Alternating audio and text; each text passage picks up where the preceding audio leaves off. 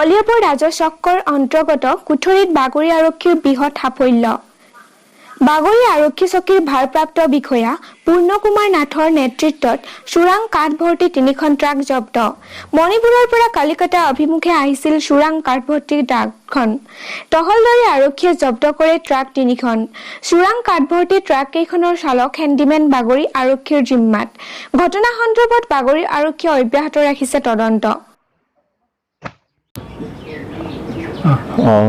যোৱা নিশা আৰু একে আমাৰ বাগৰি এলেকাত বাগৰি পিপিৰ পুলিচে নাকা চেকিং কৰি থকা অৱস্থাত 4খন গাড়ী সন্দেহযুক্ত ট্ৰাক মানে টিম্বাৰ লোড আছিল আৰু তেওঁলোকে ডকুমেণ্টবিলাক চোৱা হ'ল তেওঁলোকৰ আৰু তেওঁলোক ফ্লাইবোৰ্ড বুলি দেখুৱায়, কিন্তু ভালদৰে যেতিয়া আমি চেক কৰা হয় তাতে দেখা যায় চেগুন কাঠৰ মূল্যৱান কিছুমান টিম্বাৰ ফাণ্ডা এইবিলাক আছে আৰু এইটোৰ পৰা প্ৰমাণ হয় যে এটা ডাঙৰ ৰেকেট অবৈধ কাঠৰ এটা ব্যৱসায় কৰিছে, যিটো আপোনাৰ ডিমাপুৰ নাগালেণ্ডৰ পৰা আহিছে আৰু আমি এতিয়া এইবিলাক গোটেই ৰেকেটটো উলিয়াই কাৰণে উদ্ঘাটন কৰা লাগি আছোঁ আৰু পদকীয়া কোন পদকীয়াৰ লগত জড়িত আছে সেইটোৰ কাৰণে আমি এটা তদন্ত অব্যাহত আৰু আমি নিজাববীয়াকৈ এটি গোচৰ ইতিমধ্যে ৰুজু কৰিছোঁ। ক'ৰ গৈ আছে ক'লে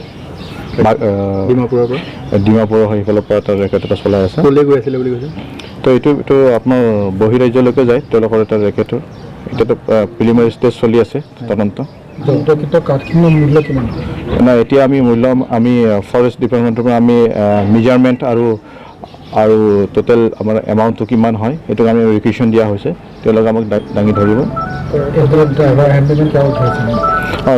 ড্ৰাইভাৰ হেণ্ডিমেন আমি পাইছোঁ মোটামুটি গোটেইকেইজনকে পাইছোঁ। এটা আৰু তদন্ত আমাৰ অব্যাহত, তদন্তৰ শেষত আমি ক'ব পাৰিম কি আৰু কোন ইয়াৰ লগত জড়িত আছে।